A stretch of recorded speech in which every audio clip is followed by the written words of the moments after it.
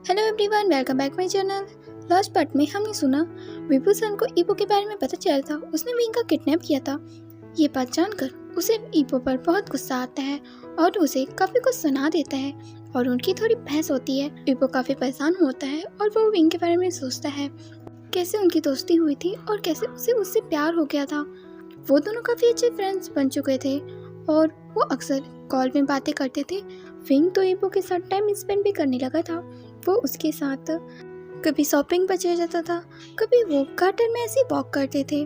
दोनों को ही एक दूसरे के साथ टाइम स्पेंड करना बहुत अच्छा लग रहा था। वो दोनों एक दूसरे के बारे में काफ़ी कुछ जान चुके थे और ईपो तो उसे प्रपोज करने के बारे में सोचने लगा था। पर कुछ समय बाद विंग का बिहेवियर उसकी टाइम बदलने लगा था। विंग जो अक्सर खुद से उसे कॉल करता था, उससे बातें करता था, उसे अपने साथ टाइम स्पेंड करने के लिए पूछता था, वो धीरे धीरे उसे अवॉइड करने लगा। उसके कॉल या मैसेज का आंसर नहीं करता था, खुद को बिजी बताकर उससे मिलता नहीं था, उससे दूर दूर रहने लगा। ईपो को समझ नहीं आ रहा था ये क्या चल रहा है। अचानक से विंग उससे दूर दूर क्यों रहने लगा है और उसने क्या गलती कर दी है। उससे बात करने के लिए वो उसे कॉल करता है पर उसका कॉल रखता ही नहीं है। तो विंग जिस कैफे में काम करता है वो उस कैफे में जाता है। तब उसे पता चलता है विंग ने यहाँ काम करना छोड़ दिया है। तो वो उसके अपार्टमेंट में जाता है। तब उसे पता चलता है उसने वो अपार्टमेंट छोड़ दिया है। ईपो काफ़ी परेशान होता है, उसका कॉल नहीं लग रहा है। वो काफ़ी बार कॉल ट्राई करता है पर नहीं लगता। तो वो अपने लोगों को विंग को सर्च करने के लिए कह देता है। उसे समझ नहीं आ रहा था विंग कहाँ जा सकता है। वो ऐसे ही विंग को खोना नहीं चाहता था और काफ़ी कोशिश करते हैं विंग के बारे में पता लगाने की, लेकिन उसे कुछ भी नहीं पता चलता। ईपो ने आगे उसे ढूंढना बंद कर दिया और खुद को मूव ऑन करने के लिए मजबूर किया। और वो आगे कर ही क्या सकता है जब विंग खुद उससे दूर रहना चाहता है। अगर वो थोड़ी कोशिश और करता तो उसे कुछ ना कुछ पता चल जाता, लेकिन उसने आगे ढूंढने की कोशिश नहीं की और वो अपनी लाइफ में बिजी होने लगा। और एक साल बीत चुके थे और वो अपनी बिजनेस के चलते अब बेजिंग में रहने लगा था। वो सुयिंग के साथ अपने मैंसन में रहता था। सुयिंग उसका राइट पार्टनर, उसका सेक्रेटरी है और उसका दोस्त जो उसके हर काम में अपना साथ देता है। और सॉन्गलैन जो उसके लेफ्ट हैंड की तरह है, वो सारे ही उसके गैंगस्टर वाले कामों को अंजाम देता है। सॉन्गलैन को काफ़ी बड़ा कॉन्ट्रैक्ट मिला था और काफ़ी अमाउंट में पैसे भी मिल रहे थे एक पर्सन को मारने के। सॉन्गलैन जब ये बात ईपो को बताता है तो ईपो जब उस पर्सन की एक पिक्चर देखता है तो उसकी आंखें हैरानी से बड़ी हो जाती हैं, क्योंकि वो पर्सन विंग था। विंग के बारे में जानकर ईपो तो काफ़ी ज़्यादा सरप्राइज होता है, क्योंकि वो तो कमिश्नर का बेटा था। और ईपो को पहले इस बात की भनक तक नहीं लगी और अब उसे समझ नहीं आया था वो क्या रिएक्ट करे। और वो सरकास्टली हंसने लगता है और ईयर स्माइल देता हुआ कहता है, इसे किडनैप करो मेरे लिए। वैसे इसे मारने का कॉन्ट्रैक्ट किसने दिया था? जब ईपो इस बारे में पूछता है तो सॉन्गलैन कहता है उन्होंने अपनी आइडेंटिटी हाइड करके रखी हुई है, उनके सर्वेंट ने मुझसे इस बारे में बात की थी। तब ईपो कहता है इनके पीछे कौन है, कौन उसे मारना चाहता है, उसके बारे में पता लगाओ। ईपो कहता है और वो बस विंग की पिक देखकर स्माइल किया जा रहा था और आगे उसे इंफॉर्मेशन मिलती है विंग की मैरिज तय हो चुकी है और वो अपने पार्टनर के साथ डेट पर गोल्डन स्टार, बीजिंग का सबसे महंगा रेस्टोरेंट, वहाँ आने वाला है और उसे किडनैप करने का सबसे अच्छा मौका है। वैसे तो उसके आसपास सिक्योरिटी हमेशा टाइट रहती है, पर ईपो ने भी तो अपना मन बना लिया था उसे किडनैप करने का। और सॉन्गलैन उन सिक्योरिटी के बीच में फेस बदल बॉडीगार्ड बनकर उन्हीं के बीच में था। वैसे तो पैसे से एक पुलिस वाला है, पर वो ईपो के लिए काम करता है। हम विंग को देखते हैं जो इस डेट की वजह से बिल्कुल भी खुश नहीं था। ये उसके लिए तो ब्लैंड डेट है, पर उनकी मैरिज ऑलरेडी डे है और उसे ये बात अच्छी तरह से पता है। अगर वो मैरिज के लिए मना करता है फिर भी उसके डैड नहीं मानेंगे और उसे समझ नहीं आ रहा था वो अब क्या करे। वो इस इंसान से तो मैरिज नहीं करना चाह रहा था जो अपनी सिर्फ अमीरी झाड़े। उसे इस अल्पर पर बिल्कुल भी इंटरेस्ट नहीं था। वो बस जब से आया है उसकी ब्यूटी के बारे में बातें कर रहा है और वो कितना रिच है उसके बारे में बता रहा है और उससे ऐसा जता रहे हैं जैसे कि वो उससे मैरिज करके बहुत बड़ा एहसान कर रहा है। विंग के सर में दर्द हो रहा था और पर वो क्या करे, फेक स्माइल लिए उस इंसान के सामने बैठा हुआ था। फाइनली वो वॉशरूम को बहाना करके वहाँ से वॉशरूम में आ जाता है। उसे यहाँ से भागना था, पर वहाँ से भाग के कैसे बॉडीगार्ड है, वो भी उसके डैड के, वो यहाँ से जाने की कोशिश करता है तो उसके बॉडीगार्ड उसे जाने नहीं देंगे। आखिर वो उन बॉडीगार्ड से कैसे निपटे, वो बस वॉशरूम में यही सोच रहा था। फिर फाइनली वो बाहर आता है और देखता क्या है, उसके बॉडीगार्ड वॉशरूम के बाहर ही खड़े हैं। वो उन्हें कभी गुस्से से देखता है, फिर अपना मुंह फेर कर कुछ कदम चलने लगता है। फिर वो दौड़ने लगता है और लिफ्ट के अंदर आ जाता है और उसके बॉडीगार्ड जो उसके पीछे थे वो चिल्लाते हैं, सर आप कहाँ जा रहे हैं?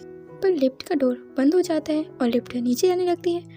बॉडीगार्ड दूसरे बॉडीगार्ड को इन्फॉर्म करते हैं विंग सर भागने की कोशिश कर रहे हैं। वहाँ की हर फ्लोर में 10 बॉडीगार्ड अवेलेबल थे, क्योंकि विंग की जिससे मैरिज हो रही है वो भी काफ़ी नामी इंसान है और विंग के फादर विंग की सिक्योरिटी के लिए हर चीज़ का ध्यान रखा था और विंग इन सब चीज़ से परेशान था, तंग आ चुका था।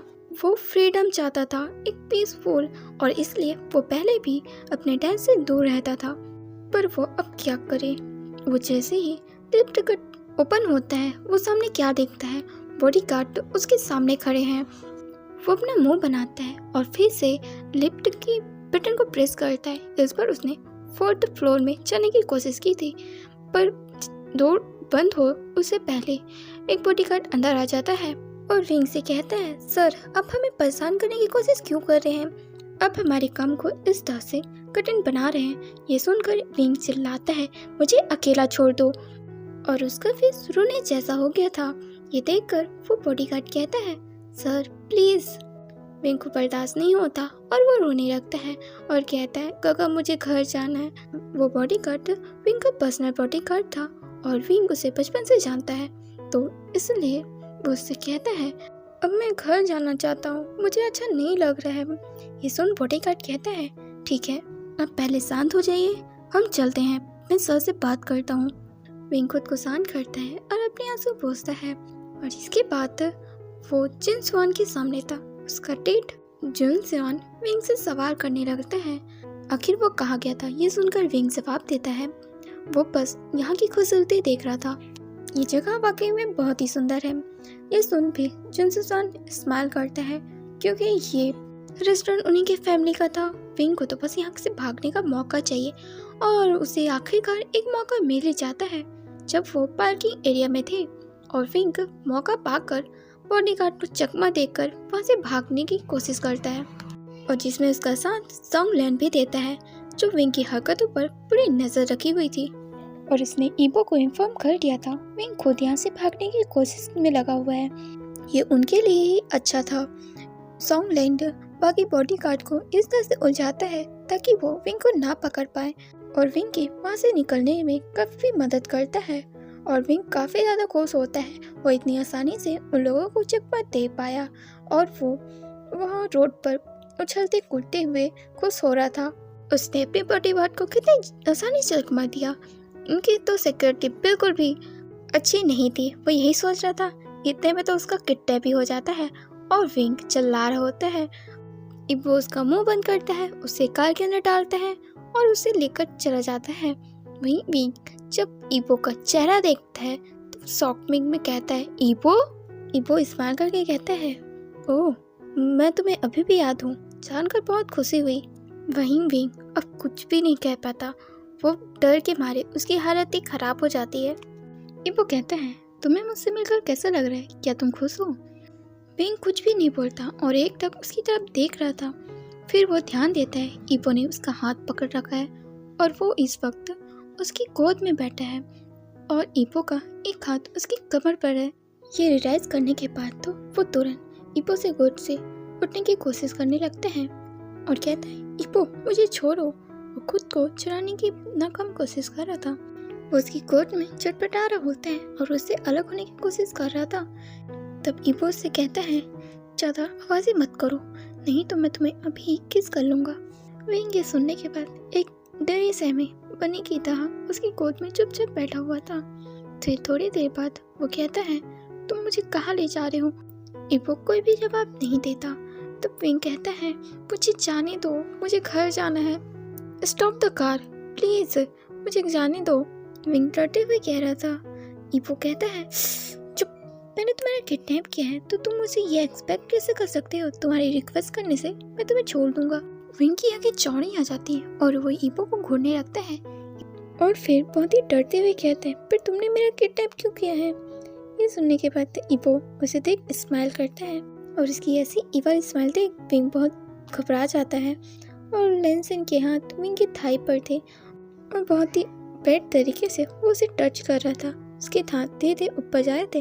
विंग उसके हाथ पर अपने हाथ रखता है और उससे कहता है, प्लीज़ मुझे जाने दो, मुझे कुछ मत करो। और उसकी आंखों में से आंसू निकलने लगते हैं और वो चिल्ला चिल्ला कर आवाज़ें लगाने लगता है हेल्प के लिए। उससे सकते हुए ईपो से दूर होने की कोशिश कर रहा था और वो काफ़ी शोर मचा रहा था। ईपो ये देखकर उसके चिक्स पकड़ उसे फोर्सफुली किस करने लगता है। विंग पूरा फ्लिंच हो जाता है। ईपो उसकी टंग को सक किए जा रहा था। उसे डीप किस करता है और किस ब्रेक करने से पहले उसके होठों पर बाइट करता है और अलग होता है। विंग गहरी गहरी सांसें लेने लगता है और हैवी ब्रीथिंग लेता हुआ वो ईपो से दूर हो चुका था। तभी उनकी कार रुक जाती है। ये देखकर विंग विंडो से बाहर देखने लगता है। ईपो कार से नीचे उतरता है और फिर विंग को उतारता है। विंग चिल्लाने लगता है, ईपो तुम मुझे कहाँ ले जा रहे हो? मुझे छोड़ दो, जाने दो मुझे। वो रो रहा था और चिल्ला रहा था। वो सिटी से बाहर फॉरेस्ट वाले इलाके में थे, इसलिए वहाँ आसपास कोई नहीं था। लेंसन जिस कार से आया था वो कार वहाँ से चली जाती है और लेंसन विंग को लेकर सुयांग के पास आता है। सुयांग कार में टिककर बैठा हुआ था और उन्हीं का इंतजार कर रहा था। ईपो विंग के साथ कार में बैठता है। सुयांग कार ड्राइव करता है और वो ईपो के मेंशन की तरफ निकल जाते हैं और वहाँ विंग चिल्ला रहा होता है, ईपो तुम मेरे साथ ऐसा क्यों कर रहे हो? प्लीज़ मुझे जाने दो ना। और वो कंटिन्यू रोए जा रहा था। ईपो उस पर चिल्लाता है, चुप रहो, नहीं तो तुम्हारे लिए अच्छा नहीं होगा। विंग काफ़ी ज़्यादा डर जाता है और वो चुपचाप वहाँ बस रोए जा रहा था और वो गिल्टी फील कर रहा होता है। वो क्यों बॉडीगार्ड से दूर हुआ, वो क्यों भागा था वहाँ से। वहीं दूसरी तरफ जब विंग के डैड को इस बारे में पता चलता है तो वो तो बॉडीगार्ड पर ही काफ़ी ज़्यादा गुस्सा करने लगते हैं। तुम सब इतने लोग होकर भी उसका ध्यान नहीं रख सकते, इतनी बड़ी लापरवाही तुम सब कैसे कर सकते हो? वो उन पर काफ़ी चिल्लाते हैं। साथ में उन्हें विंग पर गुस्सा आ रहा था। सीसीटीवी फुटेज में विंग कैप्चर हो चुका था और वो सीसीटीवी फुटेज चेक कर रहे होते हैं जहाँ विंग उससे भागता हुआ देखा था। उन्हें विंग पर काफ़ी गुस्सा आ रहा था। सिटी में स्ट्रीट कैमरा भी लगे हुए हैं और इसलिए वो स्ट्रीट कैमरे को भी चेक कर रहे थे। आखिर विंग रेस्टोरेंट से भागकर वो कहाँ गया है, जहाँ पर एक मेन रोड पर कोई पर्सन विंग को जबरदस्ती कार में बैठाया था। ये देखकर तो विंग के फादर पूरे बबला सा गए थे। वो गुस्से से सबको ऑर्डर देते हैं विंग को ढूंढने के लिए और सिटी के आने जाने रास्ते को पूरे ब्लॉक कर दिया गया था। सब तक चेकिंग नहीं चल रही थी, पर तब तक तो ईपो विंग को लेकर काफी दूर आ चुका था अपने मैंसन। ईपो विंग को बेड पर पुश करता है। विंग डरते हुए पीछे हटने लगता है। ये देखकर विंग उससे कितना डर रहा है। ईपो उससे कामली कहता है, विंग देखो मुझसे डरो मत, मैं तुम्हें कुछ भी नहीं करूँगा, हम तो फ्रेंड्स हैं, तो मैं तुम्हें कैसे हर्ट कर सकता हूँ? और मैं तुम्हें काफ़ी पसंद करता हूँ, तो मैं तुम्हें नुकसान नहीं पहुँचाऊँगा, तुम बस यहाँ आराम से रहो, मैं थोड़ी देर बाद आता हूँ। ऐसा कहकर वो वहाँ से जा रहा था और डोर बंद करने से पहले वो विंग से कहता है, बस यहाँ से भागने की कोशिश मत करना। विंग बस डोर की तरफ देख रहा था और परेशान होकर वो अपने बाल नोचने लगता है। उसे समझ नहीं आ रहा था उसे अब क्या करना चाहिए और वो बस बेड में ऐसे बैठा हुआ था। कुछ समय बाद ईपो वापस रूम में आता है और वो विंग के लिए खाना लाया था।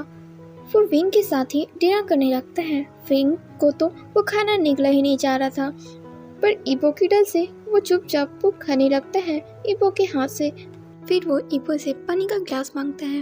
ईपो उसे पानी का गिलास देता है। विंग उसे पानी का गिलास ले पानी पीने लगता है। तभी ईपो कहता है, तुमने मुझे पहले क्यों नहीं बताया, तुम कमिश्नर के बेटे हो। ये सुन विंग कहता है, तुम्हें पता है फिर भी तुमने मेरा किडनैप किया। मेरे डैड मुझे जल्दी ढूंढ लेंगे और तुम पकड़े जाओगे। ईपो स्माइल करके कहता है, तब की तब देखेंगे। और वो विंग के बालों को टच करता है और उसके बालों को उसके पीछे करता है। विंग तब थोड़ा पीछे हटता है और अपना मुंह फेर लेता है। ईपो कहता है, जब मैंने तुम्हें पहली बार देखा था मैं तब से तुम्हारी तरफ अट्रैक्ट हो रहा था, और जैसे ही तुम्हें मैं जानने लगा मुझे तो तुमसे प्यार ही होने लगा था, और यही मेरी सिंसियर फीलिंग है। पर तुम अचानक से मेरी लाइफ से गायब हो गए। कम से कम जाने से पहले तुम्हें मुझसे गुड बाय कहना था, पर तुमने ऐसा नहीं किया, मुझे एक मैसेज तक नहीं किया। मुझे पता है कितना बुरा लगा था, पर तुमसे दोबारा मिलकर मुझे बहुत खुशी हो रही है। विंग। वो काफ़ी डीप वॉइस में उसका नाम लेता है। विंग जो उसकी तरफ देख रहा था वो ऐसे ही उसकी वॉइस सुनकर थोड़ा सहम जाता है और उसने अपने सर झुका रखा था और वो मनी मन सोच रहा था, मैं इस इंसान से मिलना नहीं चाहता था, पर ये अब मेरे सामने है। ये जितना जेंडर बनता है उतना ही खतरनाक है। मुझे पता है ये बहुत ही डेंजर है, ये खूनी है। विंग ये सब सोचकर काफी ज़्यादा डर रहा होता है। उसे तो वो फ्लैशबैक याद आ रहा होता है जहाँ ईपो ने किसी पर्सन का खून किया था। विंग अपने डैड से जब दूर रहता था और एक नॉर्मल हाई स्कूल स्टूडेंट की तरह वो अपनी लाइफ से रहा था। वैसे तो उसे काम करने की जरूरत नहीं थी, पर फिर भी उसने कैफे पर काम करना शुरू किया। वो बस एक कॉमन लाइफ स्टाइल जीकर दिखाना चाहता था और इसी बीच वो ईपो से मिला और उसे पसंद भी करने लगा था। वो उसे काफ़ी जेंटल लगता था। ईपो हमेशा उसके सामने काफ़ी डिसेंट और काइंड बनता था। विंग के लिए ईपो काफ़ी परफेक्ट था। वो गुड लुकिंग है, हैंडसम है, जेंटल है, उसका नेचर बहुत ही अच्छा है और विंग के लिए तो एक आइडल की तरह था।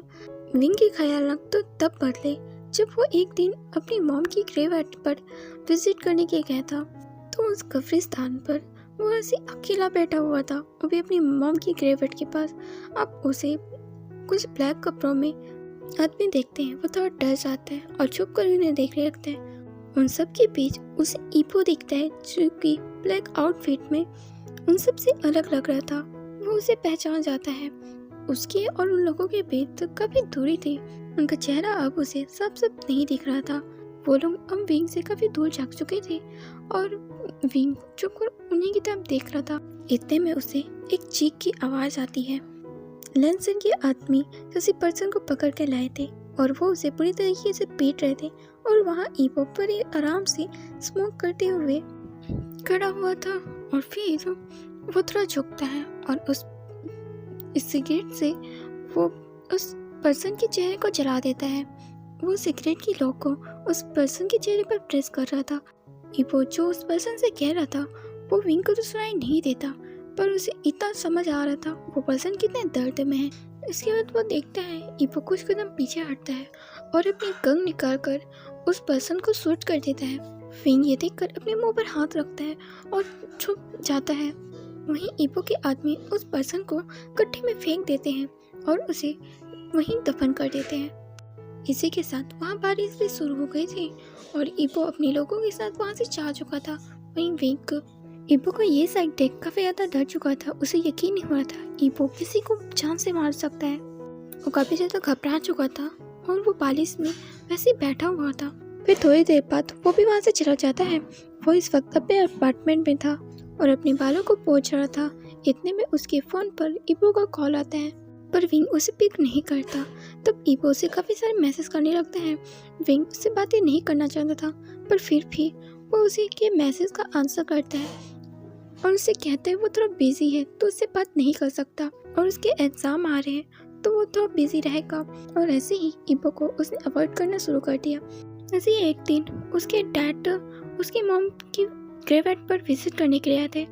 वहाँ विंग भी था। विंग के डैड उससे कहते हैं वो कब तक अपने डैड से दूर रहेगा, वो उसके साथ ही चले। ये सुनने के बाद विंग भी मान चुका था और अपने डैड का हाथ थाम लेता है और उसे वो मंजर याद आता है जब ईपो ने उस पर्सन को मारा था। उसे ये ख्याल आता है वो ईपो के बारे में अपने डैड को सब कुछ बता दे, पर वो ऐसा कुछ कर नहीं पाता क्योंकि ईपो ने कभी उसके साथ कुछ गलत नहीं किया है और उसके डैड को जब ईपो के बारे में पता चलेगा तो वो जरूर उसके लिए एक्शन लेंगे।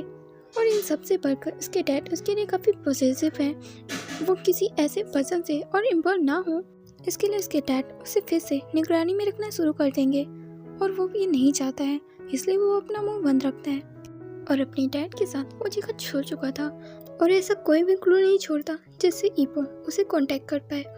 ईपो जैसा उसके सामने बनता है वैसा वो बिल्कुल भी नहीं है और उसे ये बात समझ आ गई थी और वो बिल्कुल भी ईपो से दोबारा नहीं मिलना चाहता था।